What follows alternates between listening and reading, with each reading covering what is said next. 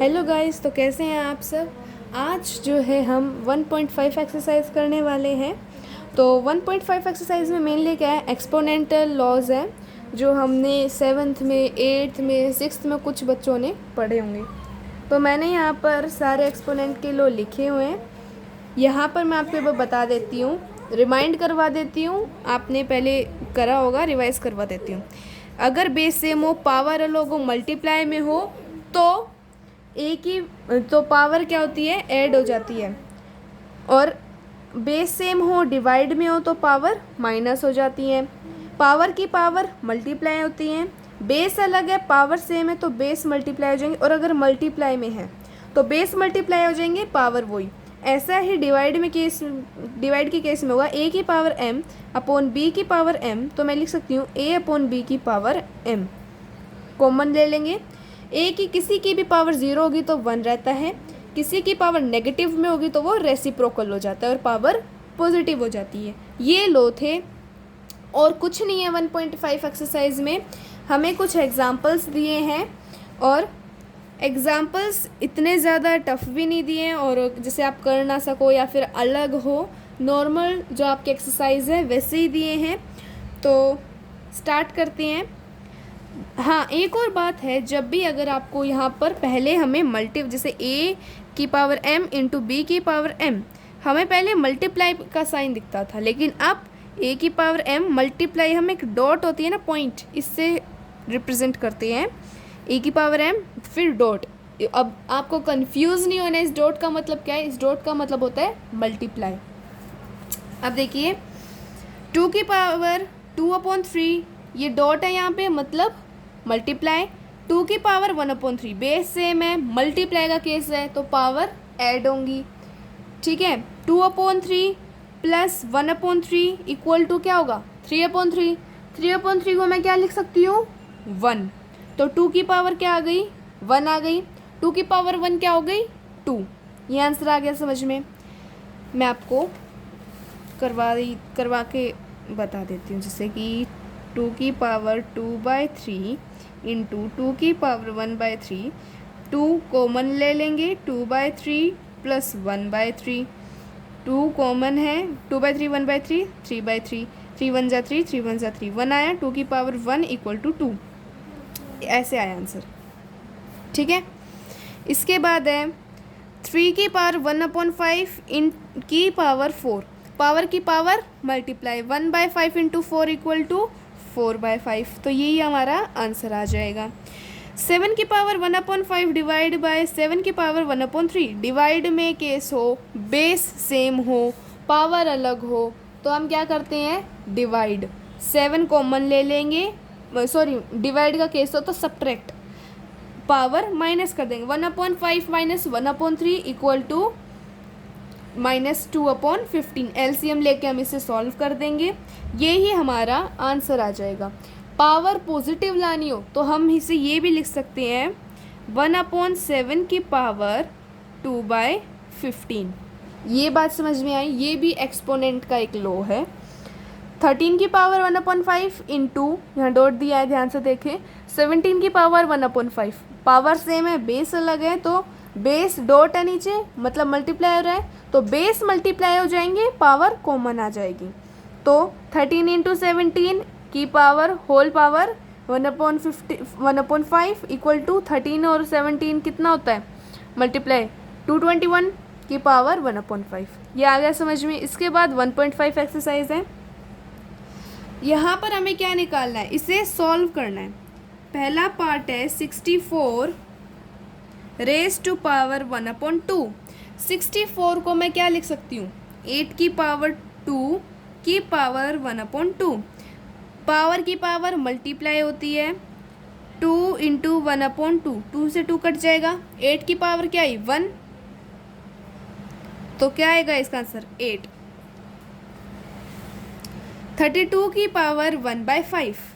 अब 32 में कैसे लिख सकती हूँ, पहले निकालेंगे फैक्टर, 2 16 2 8 2 4 2 2 1, टोटल 1 2 3 4 5 2 आ रहे हैं।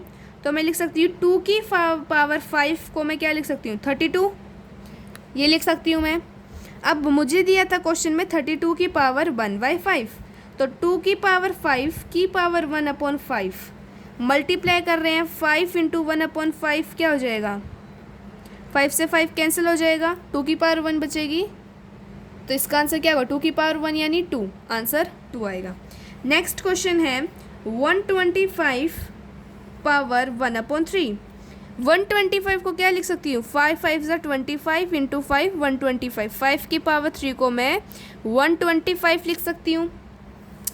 अब 5 की पावर 3 की पावर 125, इसमें क्वेश्चन में क्या है 125 की पावर 1/3, 3 से 3 कैंसिल हो जाएगा, 5 की पावर 1 यानी कि 5, ये आंसर है। ये सिंपल क्वेश्चन थे, तीनों सेम थे। तो इस टाइप के आपको पेपर में क्वेश्चंस मिलेंगे, आपको कंफ्यूज नहीं होना है, करना है। आप इनको इनकी शॉर्टेस्ट फॉर्म में ले आओ, जितना रिड्यूस कर सकते हो उतना नंबर। और ये देखना जितनी इनकी बेस जो 1/3 है, 3 दिया है, तो मैं देख सकती हूँ 125 मैं तो 5 की पावर 3 लिख सकती हूँ। ये देखना किसकी पावर ऐसी लिखूँ कि इससे कैंसिल हो जाए, से 5 था, किसकी पावर 5 लिखूँ कि कैंसिल हो जाए 2 की। तो ऐसे आपको इन क्वेश्चंस को थोड़ा सा सॉल्व करना है ऐसे सोच के। अब 9 की पावर 3/2, 9, अब 2 को कैंसिल करने के लिए मैं इसे होल में लाऊंगी इनकी पावर को, ठीक है, ट्राई करना है होल में लाने के लिए। 3/2 को मैं 2 कैंसिल करने के लिए किससे मल्टीप्लाई करूं कि यहाँ पर जो है 2 कैंसिल हो जाए, 9 है, 3 3 ज़ा 9, 3 की पावर 2 इंटू 3/2, 2 से 2 कैंसिल हो जाएगा, 3 की पावर 3 रह जाएगी यानी 27। अब नेक्स्ट क्वेश्चन है 32, हमने इसमें करा था 2 की पावर 5 होती है, 5 से 5 कैंसिल, 2 की पावर 2 4, फिर है 16 की पावर 3/4, 16 को मैं क्या लिख सकती हूँ, अब 4 की पावर 2 भी लिख सकती हूँ मैं इसे, और 2 की पावर 4 लिख सकती हूँ। 2 की पावर में अगर 4 लिखती हूँ इंटू 3/4, 4 से 4 कैंसिल, तो क्या आएगा 2 की पावर 3 यानी कि 8, तो इसका आंसर आ जाएगा 8। 125 की पावर -1/3। अभी तो हम इसे ऐसे ही सॉल्व कर लेंगे, बाद में माइनस कर, हाँ ये मैंने 2 चीज़ बताई, पावर हमेशा होल में लाएंगे, पावर हमेशा पॉजिटिव लाने की कोशिश करेंगे। 5 की पावर 3 इंटू -1/3 कैंसिल हो जाएगा, 3 से 3, 5 की पावर -1। जब भी पावर माइनस में होती है तो नंबर जिसकी पावर होगी उसका रेसिप्रोकल हो जाएगा। 5 की पावर -1 बची, तो -1 को पॉजिटिव बनाने के लिए 1/5 की पावर 1 लिख देंगे, जिसका मतलब क्या होगा 1/5। नेक्स्ट क्वेश्चन है, यहाँ एक्सपोनेंट के लॉ लगाने, इनमें भी लगाने थे लेकिन इनमें तो हमें डायरेक्ट दे रखा है। मल्टीप्लाई है, डॉट का मतलब 2 कॉमन आ जाएगा, 2/3 इंटू 1/5, 2/15, 2 की पावर, और उससे सॉल्व करके कर लेंगे। 1/3 की पावर 3 इंटू 7, 3 की पावर 3 क्या होगी, पावर की पावर क्या होता है मल्टीप्लाई, 1/3 की पावर 21 हो जाएगी, और इसे आप सॉल्व भी करोगे कि क्या वैल्यू आएगी। अब 11 की पावर 1/2 अपॉन 11 की पावर 1/4, डिवाइड में है, बेस सेम में, डिवाइड है तो पावर सब्ट्रैक्ट होंगी, 1/2 माइनस 1/4 सब्ट्रैक्ट कर देंगे। फिर 7 की पावर 1/2 इंटू डॉट है इंटू 8 की पावर 1/2, पावर सेम है, बेस अलग है, पावर कॉमन रह जाएगी, 7 इंटू 8 पावर कॉमन, 7 8 ज़ा 56 की पावर 1/2, ये हो जाएगा। अब इसे आप और रिड्यूस कर सकते हैं तो करें, वरना मतलब ऐसे इतना छोड़ देंगे और उसकी तो भी आपका आंसर ठीक रहेगा, और इनकी वैल्यू निकाल देंगे अगर। ऐसे ही ये तीनों पार्ट होंगे। मैंने आपको फिक्स वैल्यू निकाल के नहीं दिया ताकि आप भी ट्राई करें, इनकी जो मैंने आपको बता दिया मेथड कैसे आएंगे, आप इनकी वैल्यू ला कर देखें। जितनी ज़्यादा आप प्रैक्टिस करेंगे, जितनी ज़्यादा आप ऐसे क्वेश्चंस की वैल्यू लाएंगे, उतना ज़्यादा आपको याद होता रहेगा, उतना ज़्यादा बेटर होगा एग्ज़ाम्स के लिए। एग्ज़ाम में क्वेश्चंस आएंगे तो आपको अपने आप दिमाग में आ जाएगा कि हाँ इसका इससे करेंगे तो आंसर आएगा। राइट। तो आज की वीडियो में यही था। 1 पॉइंट एक्सरसाइज के एग्जांपल्स कवर कर लिए हमने और 1.5 एक्सरसाइज कवर कर लिए हैं। जो भी आपको ऐसे थ्योरी में दिया होता है मैं आपको बता देती हूँ वो सारी चीज़ें। इसमें एक्सपोनेंट के लॉ के बारे में बताया वो मैंने आपको बता दिए हैं। आज की वीडियो में इतना ही। लाइक, सब्सक्राइब और शेयर ज़रूर करें। कोई भी डाउट हो तो कमेंट करें। Thank you guys.